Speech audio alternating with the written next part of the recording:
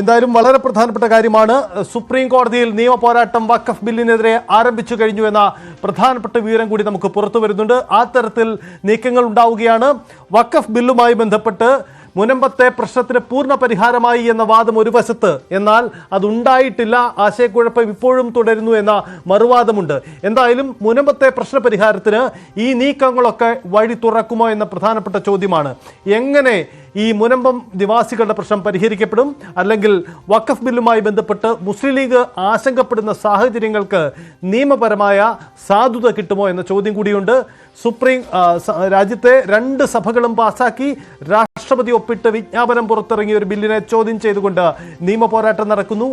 മുസ്ലിം league നടത്താൻ പോകുന്ന നിയമ പോരാട്ടത്തിന് കപിൽ സിബലായിരിക്കും സുപ്രീം കോടതിയിൽ ഹാജരാവുക എന്ന സാഹചര്യം കൂടിയുണ്ട്. ഇതിനിടയിലാണ് മുനമ്പം ജുഡീഷ്യൽ കമ്മീഷന് തുടരാമെന്ന ഹൈക്കോടതി ഡിവിഷൻ ബെഞ്ചിന്റെ വിധി കൂടി വരുന്നത്. എന്തായാലും വരും ദിവസങ്ങളിൽ നിർണായകമാണ്. കിരൺ ബാബു നമുക്കൊപ്പം ചേരുന്നു. കിരൺ, വളരെ പ്രധാനപ്പെട്ടതാണ്. വളരെ നിയമപ്രശ്ന വിഷയങ്ങളിലൊക്കെ ഇടപെട്ടിട്ടുള്ളയാളാണ് കപിൽ സിബൽ തന്നെ ഇക്കാര്യത്തിൽ ലീഗിന് വേണ്ടി ഹാജരാകുന്നു എന്ന് പറയുമ്പോൾ അതൊരു പ്രതിപക്ഷത്തിന്റെ മൊത്തത്തിലുള്ള ഒരു നിയമ പോരാട്ടമായി മാറുകയാണോ ചെയ്യുന്നത്? സജിത്തെ, അങ്ങനെ തന്നെയാണ്. കപിൽ സിബലിന്റെ ഇടപെടലോടുകൂടി ഒരു വലിയ നേട്ടമാണ് യഥാർത്ഥത്തിൽ ലീഗിനുണ്ടായിരിക്കുന്നത്. ഇന്ന് ഉച്ചയ്ക്ക് രാവിലെ തന്നെ കപിൽ സിബൽ സുപ്രീം കോടതിയുടെ പരിഗണനയിലേക്ക് ഈ വിഷയം കൊണ്ടുവന്നിരുന്നു. ഇതൊരു സുപ്രധാനമായ വിഷയമാണ്, അതുകൊണ്ട് സുപ്രീം കോടതിയുടെ അടിയന്തരമായ പരിഗണന വേണം എന്നുള്ളത് കോടതിയിൽ അദ്ദേഹം മെൻഷൻ ചെയ്തിരുന്നു. ഉച്ചയ്ക്ക് ഇത് പരിഗണിക്കാം എന്നാണ് അറിയിച്ചിട്ടുള്ളത്. ചീഫ് ജസ്റ്റിസ് ഓഫ് ഇന്ത്യ തന്നെയാണ് അത് അറിയിച്ചിട്ടുള്ളത്. ഉച്ചയ്ക്ക് ഈ വിഷയം ഹർജി പരിഗണിക്കാമെന്ന് അറിയിച്ചിട്ടുണ്ട്. എന്തായാലും ഹർജി കൊടുക്കുന്ന അതേ ദിവസം തന്നെ ഹർജി പരിഗണിക്കാൻ കഴിയുന്നു. അല്ലെങ്കിൽ അതിനെ ഒരു സുപ്രധാനമായ വിഷയമായി കപിൽ സിബലിനെ പോലെ രാജ്യത്തെ ഏറ്റവും തലമുതിർന്ന അഭിഭാഷകർ ഒരാൾ തന്നെ സുപ്രീം കോടതിയുടെ ചീഫ് ജസ്റ്റിസിന്റെ ശ്രദ്ധയിലേക്ക് ഇത് പെടുത്തുന്നു. ചീഫ് ജസ്റ്റിസും വിഷയത്തിന്റെ ഗൗരവം ഉൾക്കൊണ്ടുകൊണ്ട് ഉച്ചയ്ക്ക് തന്നെ ഈ വിഷയം പരിഗണിക്കാമെന്ന് പറയുന്നു. ലീഗിനെ സംബന്ധിച്ച് മാത്രമല്ല, ഇത് യഥാർത്ഥത്തിൽ ഈ വഖഫ് ബില്ലിനെ എതിർത്ത പ്രതിപക്ഷ നിരയിലെ എല്ലാ പാർട്ടികളെ സംബന്ധിച്ചും വലിയ നേട്ടം തന്നെയാണ്. അത്തരമൊരു പോരാട്ടത്തിൽ അവർ ഉറച്ചു നിൽക്കുന്നതിന്റെ ഒരു പ്രതീകം കൂടിയാണ്. അതിന്റെ നായക സ്ഥാനത്ത് നിൽക്കാൻ ലീഗിന് കഴിഞ്ഞു എന്നുള്ളത് ലീഗിനെ സംബന്ധിച്ചും വലിയ നേട്ടം തന്നെയാണ്. കേരളത്തിന്റെ രാഷ്ട്രീയമൊക്കെ പരിശോധിച്ചാൽ കേരളത്തിലെ എല്ലാ പാർട്ടികളും, BJP ഒഴികെയുള്ള എല്ലാ പാർട്ടികളും ഇതിനെ അനുകൂലിക്കുന്ന, വഖഫ് ബില്ലിനെ എതിർക്കുന്ന പാർട്ടികളാണ്. അതുകൊണ്ട് തന്നെ ആ പാർട്ടികളിലൊക്കെ മുൻപന്തിയിൽ നിൽക്കാൻ ഇപ്പോൾ ലീഗിന് കഴിയുന്നുണ്ട്. ലീഗ് അത്തരമൊരു നിയമ പോരാട്ടത്തിന് മുന്നിൽ നിൽക്കുകയും കപിൽ സിബലിനെ പോലെ രാജ്യത്തെ ഏറ്റവും പ്രധാനപ്പെട്ട ഒരു അഭിഭാഷകനെ അതിനായി സുപ്രീം കോടതിയിൽ നിയോഗിക്കുകയും അദ്ദേഹം സുപ്രീം കോടതി ചീഫ് ജസ്റ്റിസിന് മുന്നിൽ തന്നെ വിഷയം അവതരിപ്പിക്കുകയും ചീഫ് ജസ്റ്റിസ് ഇന്ന് ഉച്ചയ്ക്ക് തന്നെ ഈ വിഷയത്തിൽ സുപ്രീം കോടതി വിഷയം കേൾക്കാം അല്ലെങ്കിൽ പരിഗണിക്കാം എന്നുള്ള ഒരു വാക്ക് പറയുകയും ചെയ്തിരിക്കുന്നു. വളരെ പ്രധാനപ്പെട്ട ഒരു നീക്കം തന്നെയാണ് വഖഫ് ബില്ലിനെ സംബന്ധിച്ച്. പ്രത്യേകിച്ച് ഭരണഘടനാപരമായ മൗലിക അവകാശങ്ങൾ ലംഘിക്കുന്നതാണ് ബില്ലിലെ വ്യവസ്ഥകൾ എന്നാണ് പ്രധാനമായും കപിൽ സിബൽ ചൂണ്ടിക്കാണിക്കുന്നത്.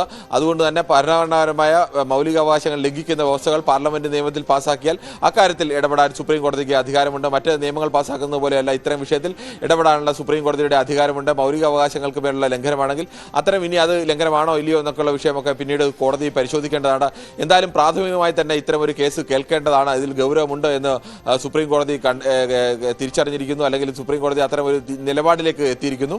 അത്തരം ഒരു നിലപാടിലേക്ക് എത്തിക്കാൻ കഴിഞ്ഞത് മുസ്ലിം ലീഗിന്റെ രാഷ്ട്രീയ നീക്കം തന്നെയാണ്, നിയമപരമായ നീക്കം തന്നെയാണ്. അതിൽ ലീഗിനെ സംബന്ധിച്ച് സ്വാഭാവികമായും ഈ പോരാട്ടത്തിന്റെ മുന്നിൽ നിൽക്കുന്നു എന്നത് വലിയ നേട്ടവും കൂടിയാണ്. യെസ്, അത് വളരെ പ്രധാനപ്പെട്ട കാര്യമാണ്. എന്തായാലും സുപ്രീം കോടതിയിൽ നിയമ പോരാട്ടം നടക്കുകയാണ്. കേസ് നിയമ പോരാട്ടം ജയിച്ചാലും പരാജയപ്പെട്ടാലും പക്ഷേ അതൊരു രാഷ്ട്രീയ നീക്കം കൂടിയായി മാറുന്നു എന്നതാണ് പ്രധാനപ്പെട്ട കാര്യം. എന്തായാലും ആ പോരാട്ടം ആ അർത്ഥത്തിൽ നടക്കുന്നു. കിരൺ, ഒരു കാര്യം കൂടി, ഹൈക്കോടതിയിലേക്ക് വരുമ്പോൾ ഹൈക്കോടതി ഡിവിഷൻ ബെഞ്ച് സംസ്ഥാന സർക്കാരിന്റെ ഹർജി പരിഗണിച്ച് ഈ ജുഡീഷ്യൽ കമ്മീഷൻ തുടരാമെന്ന് പറയുകയാണ്. അതായത് കേരളത്തിൽ മുനമ്പം വിഷയത്തെ മുൻനിർത്തിയാണല്ലോ വഖഫ് ബില്ല് ചർച്ച ചെയ്യപ്പെടുന്നത്. ഈ വഖഫ് ബില്ലിന്റെ സ്വാഭാവിക നേട്ടവും മുനമ്പത്തെ പ്രശ്നപരിഹാരത്തിന് വഴി തുറന്നത് BJP എന്ന തരത്തിലേക്കും പ്രചരണം നടക്കുകയും BJP അതിന്റെ രാഷ്ട്രീയ സാധ്യതകൾ ഉപയോഗപ്പെടുത്താൻ പുതിയ നീക്കങ്ങളൊക്കെ നടന്നുണ്ട്. കിരൺ റിജു 9-ാം തീയതി അവിടെ എത്തുന്നു. അത്തരം നീക്കങ്ങളൊക്കെ നടക്കുന്നുണ്ട്. ഇതിനിടയിലാണ് സംസ്ഥാന സർക്കാരിൻ്റെ ഹർജി പരിഗണിച്ചുകൊണ്ട് ഡിവിഷൻ ബെഞ്ച് ഒരു അനുകൂല തീരുമാനമെടുക്കുന്നത്.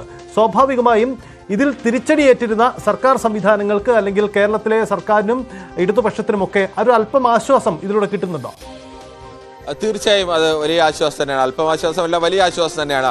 പ്രത്യേകിച്ച് ഇങ്ങനെ ഒരു വഖഫ് ഭേദഗതി നിയമം വന്നതുകൊണ്ട് മുൻപത്തെ പ്രശ്നത്തിന് ശാശ്വത പരിഹാരമാകുമോ ഇല്ലയോ എന്നുള്ള വിഷയത്തിലൊക്കെ വലിയ തർക്കങ്ങൾ നിലനിൽക്കുകയാണ്. മുൻകാല പ്രാബല്യമില്ലാത്തതുകൊണ്ട് മുൻപം പ്രശ്നത്തിൽ അത് പരിഹാരമാകില്ല എന്ന് ഒരു ഭാവം ചൂണ്ടിക്കാണിക്കുമ്പോൾ അങ്ങനെയല്ല, പരിഹാരമുണ്ടാകും എന്നൊക്കെ വരുന്നുണ്ട്. എന്തായാലും മുനമ്പം ഇഷ്യൂ അവിടുത്തെ ഒരു പ്രാദേശിക പ്രശ്നം എന്നതിനപ്പുറത്തേക്ക് ദേശീയ തലത്തിലടക്കം ഇന്ത്യൻ പാർലമെന്റിലടക്കം വഖഫ് നിയമ ഭേദഗതിക്ക് വേണ്ടി BJP പ്രധാനമായും ചൂണ്ടിക്കാട്ടിയ ഒരു വിഷയം മുനമ്പം വിഷയമാണ് ചൂണ്ടിക്കാട്ടിയത്. രാജ്യത്തൊരു വലിയ ഒരു പ്രശ്നമായി ചൂണ്ടിക്കാട്ടി ക്രിസ്ത്യൻ ജനവിഭാഗത്തെ ആകെ കുടിയിറക്കുന്നു. അത് പ്രത്യേകിച്ച് കേരളത്തിൽ അത് വഖഫ് ഭൂമിയായതിന്റെ പേരിലാണ് കുടിയിറക്കൽ വരുന്നത്. ആ തരത്തിലേക്ക് ഒരു വലിയ വ്യാഖ്യാനം കൂടിയാണ് ഉണ്ടായത്. കേരളത്തിലെ പാർട്ടികളെയൊക്കെ സംബന്ധിച്ച് മുനമ്പത്തെ നിവാസികളെ സംബന്ധിച്ച് അവർക്ക് ആത്യന്തികമായി അവരുടെ ഭൂമി കിട്ടുക എന്നുള്ളതാണ് ഏറ്റവും പ്രധാനപ്പെട്ട വിഷയം.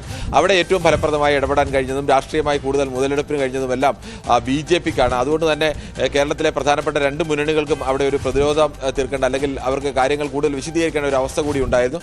ആ ഒരു നിലയിൽ നിന്ന് സർക്കാരിന് കൂടുതൽ ആശ്വാസം നൽകുന്ന ഒരു ഘടകം കൂടിയാണ് തൽക്കാലം ഹൈക്കോടതിയിൽ നിന്നുണ്ടാകുന്ന തീരുമാനം. ഇതെല്ലാം നമ്മൾ നേരത്തെ പറഞ്ഞ പോലെ സുപ്രീം കോടതിയുടേതായാലും ഹൈക്കോടതിയുടേതായാലും ഇനി ഇത് അന്തിമ തീരുമാനത്തിലേക്കൊക്കെ നീങ്ങേണ്ടതുണ്ട്. അത്തരം കാര്യത്തിലൊക്കെ വരുമ്പോഴാവും ഇതിൻ്റെ അന്തിമമായ തീരുമാനം അല്ലെങ്കിൽ അന്തിമമായ എന്താണ് അതിൻ്റെ ഒരു റിസൾട്ട് എന്നുള്ളത് വരിക. പക്ഷേ അതിലേക്ക് നയിക്കാനുള്ള ഒരു ഘടകം അല്ലെങ്കിൽ അതിലേക്ക് നയിക്കാനുള്ള ഒരു പോരാട്ടത്തിൽ ഈ രണ്ട് കേരള സർക്കാരായാലും അതോടൊപ്പം തന്നെ ലീഗായാലും മുന്നിൽ നിൽക്കുന്നു അല്ലെങ്കിൽ അത്തരം ഒരു പോരാട്ടത്തിൽ അവർ നിൽക്കുന്നു എന്നുള്ളത് തന്നെ ഈ വിഷയത്തെ ഈ വിഷയത്തിൽ ഈ ലീഗിൻ്റെയും കേരള സർക്കാരിൻ്റെയും എല്ലാം നിലപാടിനോട് യോജിക്കുന്ന വലിയൊരു വിഭാഗം ജനത്തെ സംബന്ധിച്ചിടത്തോളം വലിയ ആശ്വാസമോ അല്ലെങ്കിൽ പ്രതീക്ഷയൊക്കെ നൽകുന്ന ഘടകം കൂടിയാണ്. അത് വളരെ പ്രധാനപ്പെട്ട നീക്കമാണ്. എന്തായാലും സംസ്ഥാന സർക്കാരിനും ആശ്വാസകരമാണ് ഈ സാഹചര്യം. ഒരു വശത്ത് സുപ്രീം കോടതിയിൽ നിയമ പോരാട്ടവുമായി പോകുന്നു. ലീഗ് സൂചിപ്പിക്കുന്ന നിയമവശങ്ങൾ സുപ്രീം കോടതി അംഗീകരിക്കുമോ എന്ന പ്രധാനപ്പെട്ട ചോദ്യമുണ്ട്. എന്തായാലും വലിയ തരത്തിലുള്ള സമൂഹത്തിൽ സ്പർദ്ധയുണ്ടാക്കാൻ സാധ്യതയുണ്ടാകുന്ന ഒരു ബില്ലുമായി ബന്ധപ്പെട്ട് സുപ്രീം കോടതിയും ആ ആർജവത്തോടെ ആ വേഗത്തിൽ കൈകാര്യം ചെയ്യുന്നു എന്നതാണ്. അതാണ് ഉച്ചയ്ക്ക് ശേഷം തന്നെ ഈ ഹർജിയിൽ ഒരു പരിഗണിക്കുമെന്ന തീരുമാനമുണ്ടാവുന്ന. ഹർജിയിൽ തീർപ്പുണ്ടാക്കുക എന്നതല്ല, പക്ഷേ ഹർജിയിൽ ചില നിരീക്ഷണങ്ങൾ ഒരുപക്ഷെ കോടതി നടത്തിയേക്കാം എന്ന കാര്യം കൂടിയുണ്ട്. ഇക്കാര്യത്തിൽ ചീഫ് ജസ്റ്റിസ് തന്നെ സുപ്രീം കോടതി ചീഫ് ജസ്റ്റിസ് തന്നെയാണ് ഹർജി നൽകിയ കപിൽ സിബലിന് ഇക്കാര്യത്തിൽ ഉറപ്പ് നൽകിയിരിക്കുന്നത്. ഉച്ചയ്ക്ക് ശേഷം ഇത് സംബന്ധിച്ച നീക്കമുണ്ടാകുമെന്ന് കരുതുന്നുണ്ട്. ഇതിനിടയിൽ ലീഗ് നേതാക്കൾ അവിടെ ഡൽഹിയിലുണ്ട്. കപിൽ സിബൽ അടക്കമുള്ള നിയമവിദഗ്ധരുമായുള്ള കൂടിക്കാഴ്ചകൾ നടക്കുകയാണ്. അങ്ങനെ നിയമ പോരാട്ടത്തിലൂന്നിയ ഒരു രാഷ്ട്രീയ പോരാട്ടം അതാണിപ്പോൾ ഡൽഹിയിൽ സംഭവിക്കുന്നത്. അതാണ് ലീഗ് ലക്ഷ്യമിടുന്നത്.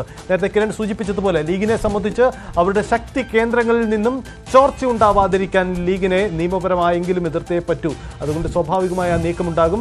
കോൺഗ്രസിന്റെ എംപിമാർ പാർലമെന്റിൽ വേണ്ടത്ര ഇടപെടൽ നടത്തിയില്ലെന്ന് മുസ്ലിം സംഘടനകളുടെ ഭാഗത്തു നിന്നും വിമർശനമുള്ളതാണ്. പ്രത്യേകിച്ച് രാഹുൽ ഗാന്ധിയും പ്രിയങ്ക ഗാന്ധിയും അടക്കമുള്ളവർ പാർലമെന്റിൽ മൗനം പാലിച്ചു എന്ന വിമർശനം അവർക്കുമുള്ളതാണ്. അതുകൊണ്ട് വളരെ കരുതലിലാണ് ഇക്കാര്യത്തിൽ ലീഗിന്റെ ഭാഗത്തു നിന്നും നീക്കമുണ്ടാവുന്നത് എന്നാണ് സാഹചര്യം. ഇതിനിടയിലാണിന്ന് ഹൈക്കോടതിയിൽ ഡിവിഷൻ ബെഞ്ച് മുനമ്പം കമ്മീഷന് സാധുത നൽകിക്കൊണ്ട് നീക്കമുണ്ടാവുന്നത്. അങ്ങനെയെങ്കിൽ സാധുത നൽകുന്ന ഈ നീക്കത്തിൽ ഇനി എന്തൊക്കെയാണ് തുടർ നടപടികൾ എന്നതാണ് പ്രസക്തമാവുന്ന കാര്യം. അതായത് മുനമ്പത്ത് പ്രശ്നപരിഹാരത്തിന് ഇപ്പോഴും തങ്ങൾക്ക് കയ്യിൽ സമവായമുണ്ട്, സാധ്യതയുണ്ട് എന്ന് സംസ്ഥാന സർക്കാർ ഉറച്ചു വിശ്വസിക്കുന്നുണ്ട്. ആ സാധ്യത എന്ത് എന്ന് സംബന്ധിച്ച ചോദ്യമാണ് മുന്നിലുള്ളത്. എന്തായാലും മുനമ്പം കമ്മീഷന് സാധുത നൽകുന്നുവെങ്കിൽ അവിടുത്തെ വസ്തുതാ പഠന റിപ്പോർട്ടിൻ്റെ അടിസ്ഥാനത്തിൽ സർക്കാരിൻ്റെ ഭാഗത്തു നിന്നും എന്ത് സൊല്യൂഷൻ ഉണ്ടാകുമെന്നതാണ് ചോദ്യം. കാരണം മുനമ്പത്തെ പ്രശ്നപരിഹാരം ഈ പറയുന്ന നീക്കങ്ങൾ കൊണ്ട് ഇതുവരെയും ഉണ്ടായിട്ടില്ല എന്നൊരു വസ്തുതയുണ്ട്. കാരണം വഖഫ് നിയമ ഭേദഗതി വന്നെങ്കിൽ കൂടിയും മുനമ്പം പ്രശ്നത്തിന് പരിഹാരം കഴിയുന്ന സാഹചര്യമാകുമോ എന്ന ആശയക്കുഴപ്പമുണ്ട്. ഇതിനിടയിലാണ് സംസ്ഥാന സർക്കാരിൻ്റെ ബദൽ നീക്കങ്ങൾ. അങ്ങനെ മുനമ്പം ഒരു രാഷ്ട്രീയ വിഷയം കൂടിയായി മാറുമ്പോൾ ഇത് സ്വാഭാവികമായും വേഗത്തിലുള്ള ചടുലമായ നീക്കങ്ങൾ ഇനി പ്രതീക്ഷിക്കാം. വരാനിരിക്കുന്നത് തെരഞ്ഞെടുപ്പ് വർഷമാണ്. തദ്ദേശ തെരഞ്ഞെടുപ്പ് അടക്കമുള്ള മറ്റു വിഷയങ്ങളും വരുന്നതിനാൽ തന്നെ ഇക്കാര്യത്തിൽ കൂടുതൽ വേഗത്തിലുള്ള നീക്കം സർക്കാർ സംവിധാനങ്ങളിൽ നിന്ന് നമുക്ക് പ്രതീക്ഷിക്കാം. ഒരു ഇടവേളയാണ്.